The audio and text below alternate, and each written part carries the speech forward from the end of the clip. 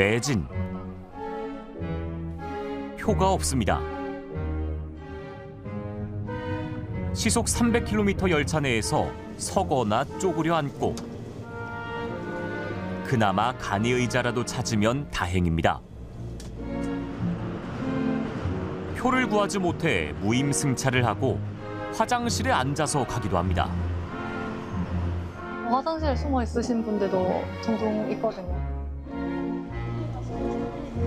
끊임없는 새로 고침, 암표나 대행업체를 찾는 사람도 있습니다.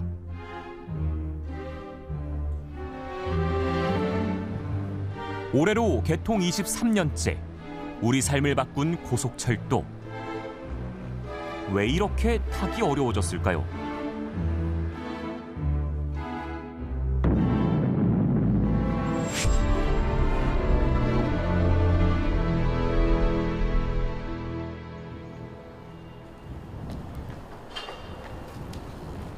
서울 구로동에 집이 있는 조한조 씨는 월요일마다 직장이 있는 부산으로 내려갑니다.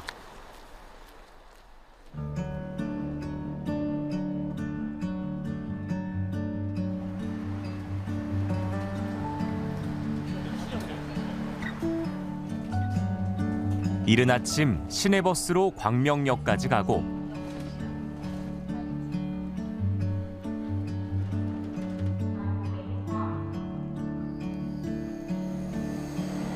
잠이 덜 깬 채로 부산행 KTX를 기다립니다.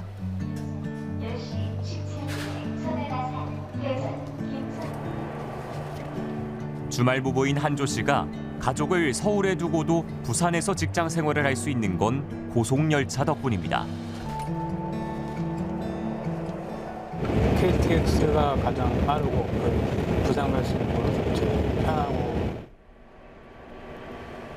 그런데 언제부턴가 표를 구하기가 어려워졌다고 말합니다. 이렇게 심하진 않았을 거예요. 근데 이용객이 더 많아진 건지 아니면 열차 배차가 달라진 건지 저는 그건 모르겠지만. 월요일 출근 시간과 금요일 퇴근 시간은 일주일 전에도 매진되기가 예사입니다. 그래서 한조 씨는 늘 한 달치 표를 미리 사둡니다.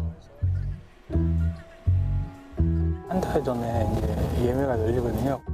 오전 7시인가 그렇게 열리는 걸 알고 있어요. 그래서 와이프가 알람을 해놓고 바로 예매 열릴 때 예약하고 있고요. 5시간이 넘는 한조 씨의 출근길. 고되기도 하지만 금요일에 제 시간에 퇴근할 수만 있다면 좋겠다고 말합니다. 많아서 늦게 올라가겠다고 할 때 당일에 그런 일이 발생하면 올라오고 싶어도 표를 구할 수가 없어서 저희 회사 직원들 한 5개 폰을 이렇게 올려놓고 다 같이 도와준다고 새로 고침해서 표 하나 잡기 이런 걸 한 적도 있어요.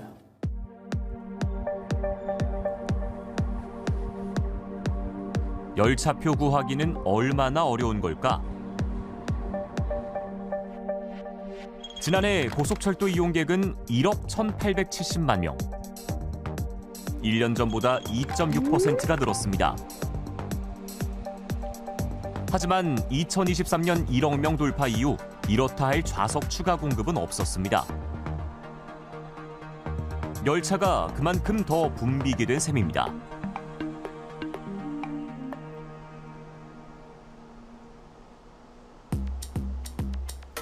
(2016년 12월) 첫 운행을 시작한 수서고속철도 SRT. 개통 직후부터 출퇴근 시간과 주말에는 빈자리가 없었는데 최근에는 평일 낮에도 모든 노선의 매진이 일상입니다. 서울 강남권으로 가는 출퇴근 승객에 주변 대형 병원을 찾는 사람들, 거기에 늘어난 여행 수요까지. 수요는 급증하는데 좌석 공급은 수년째 제자리인 탓입니다. 극히 없어요. 이것도 없어요. 그러니까 두 사람이 이제 저긴데 부부가 왔는데 2시 50분 차인데 부득이 할 수 없이 1시간 반이나 땡겨지기 때문에 3호차, 8호차라도 떨어졌을 것 같아요. 그러게요. 수서역 자동 발매기의 새로 고친 버튼은 쉴 틈이 없습니다. 이게 새로 고침하면 가끔 표가 생기더라고요. 근데 거의 없어요. 거의 운이 좋은 거예요. 거의 로또 한 2등 되는 급이라. 결국 표를 구하지 못해 급한 마음에 무임승차를 하는 사례가 적지 않습니다. 항상 표가 없어가지고 계속 새로 고침하고 아니면 무임승차해가지고 요금 2배로 내고 갔거든요. 지난해 KTX 무임승차는 18만 6천여 건, 2022년보다 67% 늘었습니다. 금액으론 68억 원이 넘습니다.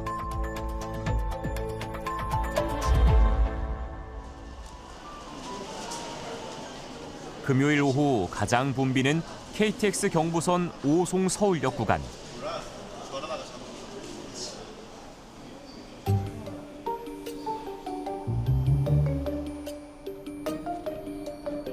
오송역에서 서울행 열차에 취재진이 승무원과 함께 동행해봤습니다.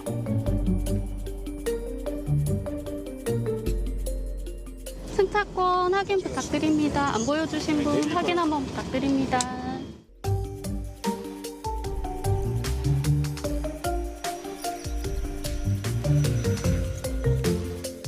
실례하겠습니다. 아직 퇴근 시간이 아닌데도 1호차부터 18호차까지 연결 통로마다 드나들기 힘들 정도로 많은 사람이 서 있습니다.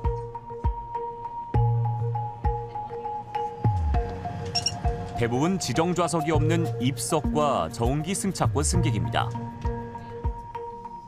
그런데 표가 없는 사람도 어렵지 않게 찾을 수 있습니다. 동대구에서 탄 이 승객은 오송까지 가는 표만 갖고 있었습니다. 오송에서는 이제 서울역까지 예전처럼 연장만 이렇게 금액이 있었잖아요. 그것만 생각을 했었는데 바뀌었다 하더라고요. 표가 있는지 보라고 하더라고요. 표가 안 나오죠. 늘어나는 무임승차로 안전에 대한 우려까지 나오자 정부는 지난해 구간 연장을 폐지하고 무임승차 부과금도 높였습니다. 작년 10월부터 규정이 변화돼가지고 그 구간 연장이라는 개념이 없어졌거든요. 그래서 그것도 어차피 똑같이 목적지까지 승차권이 없는 걸로 간주되기 때문에 부가 운임이 나오고 있어요. 하지만 이후에도 부과금을 물고서라도 탑승하는 사람이 적지 않습니다. 취재진이 동승한 열차편에서만 표가 없거나 일부 구간만 발권한 승객이 5명 나왔습니다. 많이 끊을 때는 얼마? 100몇십만 원씩. 진짜 명절 이럴 때는 200몇십만 원씩 끊거든요. 항의하고 그러진 않아요? 많이 항의하시도 금액이 너무 많지 않냐 아시기도 하고 뭐 심하시면은 뭐 욕설하시는 분들도 있으시고. 좌석 구하기가 하늘의 별 따기가 되면서 예매를 대행해준다는 사설업체들도 성행하고 있습니다. 안표상은 혹시 이용해 보신 적 있어요? 한 번 있었어요, 한 번. 카카오톡 오픈 채팅 뭐 안표 치면요. 네. 그 링크 연결해줘가지고 거기서 표 끊어주더라고요. 그거는 10,000원 정도 더 내면 해줘.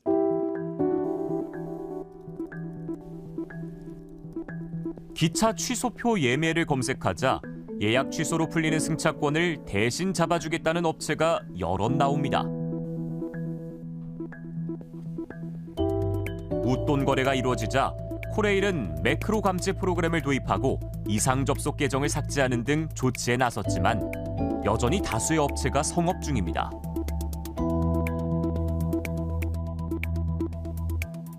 상습자들이 이제 좀 잡히기 시작하거든요. 그래서 그런 분들은 좀 처벌을 좀 할 필요가 있지 않을까라고 생각을 하고. 갈수록 심해지는 고속열차 좌석난. 이에 정부는 올해 연말까지 코레일과 SRT 운영사 SR의 통합을 추진하기로 했습니다. 우선 다음 달부터는 서울역과 수서역에 각각 SRT와 KTX를 교차 투입해 좌석 공급을 늘린다는 계획입니다.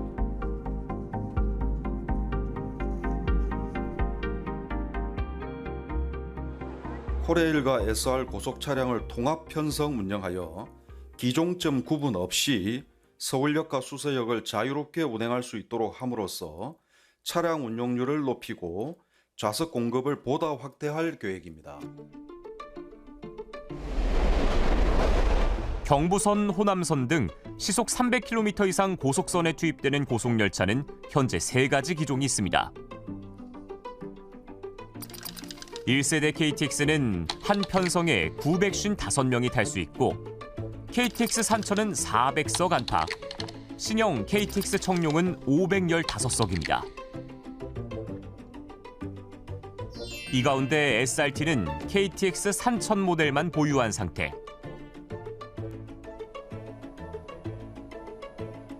좌석수가 많은 KTX1을 수서역에 투입하고 SR 열차를 서울역 발로 돌리면 지금의 좌석난을 조금은 해결할 수 있다는 겁니다.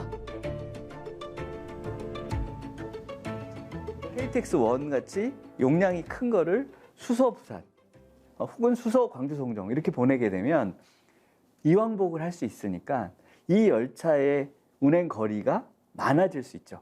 그렇게 해가지고 좌석을 더 확보할 수 있는 게 제가 볼 때는 한 2,000에서 3,000석 하루당.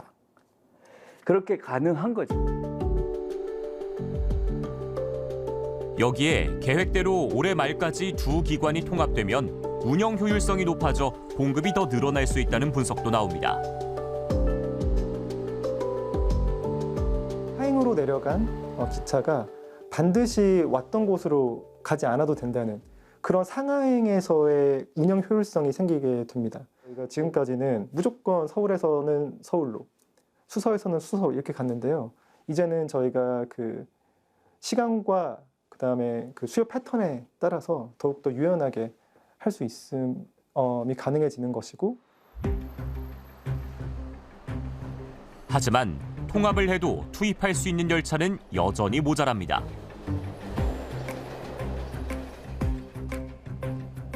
현재 두 회사가 발주한 KTX 청룡 12편성과 신형 SRT 열차 14편성이 더 인도될 예정이지만 이르면 올해 말부터 들어오고 시운전 등을 준비하면 내년은 돼야 증차 효과가 가시화될 전망입니다.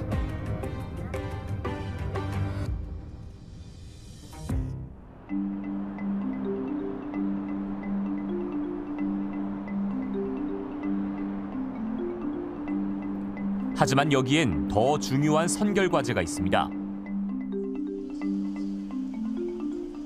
KTX와 SRT, 경부선과 호남선 등 고속열차 대부분이 통과하는 평택 5송 구간. 슬롯, 즉 선로의 용량이 부족해 병목 현상이 심각한 곳입니다. 이 구간의 선로 용량은 편도 기준 하루 190회인데 주말에는 이미 용량을 100% 채웠습니다.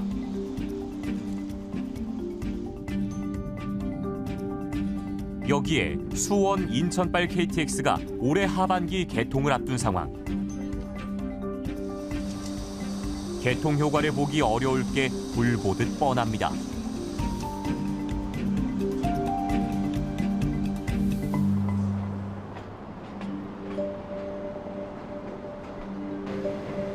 충북 청주시의 오송역 인근 터널. 고속열차가 쉴 새 없이 드나듭니다. 바로 옆에선 교량과 터널 공사가 한창입니다. 기존 선로 밑으로 깊이 70m의 대심도 터널을 뚫는 대규모 공사로 병목 구간 해소를 위해 복선 선로를 추가로 짓는 겁니다. 기존 경부고속철도를 확장하는, 옆으로 확장을 하는 게 아니고 직합으로 확장을 해가지고 기존 선로 밑으로 동일하게 2차선을 새로 만든다. 정부는 2028년까지 완공해 구조적인 문제를 해결하겠다는 계획입니다. 하루 왕복 712회까지 운행 횟수를 늘려 수요에 대응한다는 겁니다. 나중에 기차가 개통이 되면은 지금 오송에서 서울로 상선이 가고요. 나중에 서울에서는 오송 쪽으로 하선을 가게 되겠습니다. 하지만 열차를 더 늘리지 않는 한 무리일 수 있습니다. 계산을 해봤더니 356회를 다니려면 최소 41편성의 청룡을 더 사야지만 356회를 다닐 수 있는 겁니다. 거기에다가 2030년이 되면은요, 우리나라 KTX1이 최초 도입한 물건들이 그 30년이 지나요. 철도공사는 이미 이제 교체를 준비하고 있거든요. 서울 부산 59,800원. KTX 운임은 2011년 이후 계속 동결됐습니다. 프랑스, 스페인, 독일 등 주요 고속철도 국가들의 운임이 한 1.5배에서 2배 더 비쌉니다. 근데 GDP도 좀 차이가 나기 때문에 거기에 대해서 저희가 좀 이렇게 고려를 해보면은 보통 그 국가들의 운임이 한 30-40% 더 높은 것으로 저희가 보고 있어요. 상대적으로 낮은 운임이 철도 쏠림 현상을 일으켜 다른 장거리 교통수단의 생존에도 영향을 주게 됐다는 지적이 나옵니다.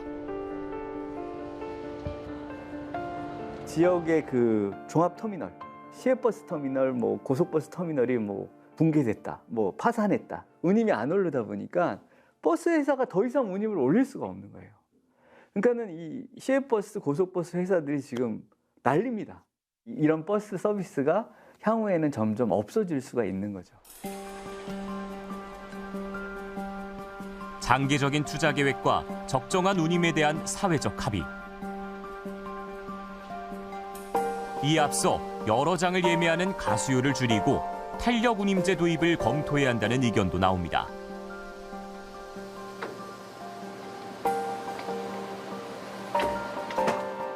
수요가 몰릴 때는 더 비싸고 아닐 때는 더 싸고 하이브리드 형태로 딱 정해져 있는 시간대에 딱 정찰제의 어떤 그런 가격을 좀 차이를 두는 것도 고려해 볼 만한. 길이 388m의 고속열차. 그 가운데 좁은 한 자리가 누군가에겐 아침 저녁 마주하는 일상이고 가족을 만나러 가는 설렘이고 다시 건강해진다는 희망입니다.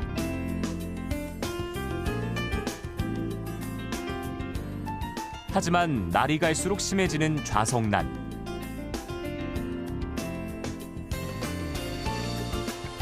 오늘도 누군가는 표를 구하지 못해 새로 고친 버튼을 누르거나 무임승차를 감행합니다.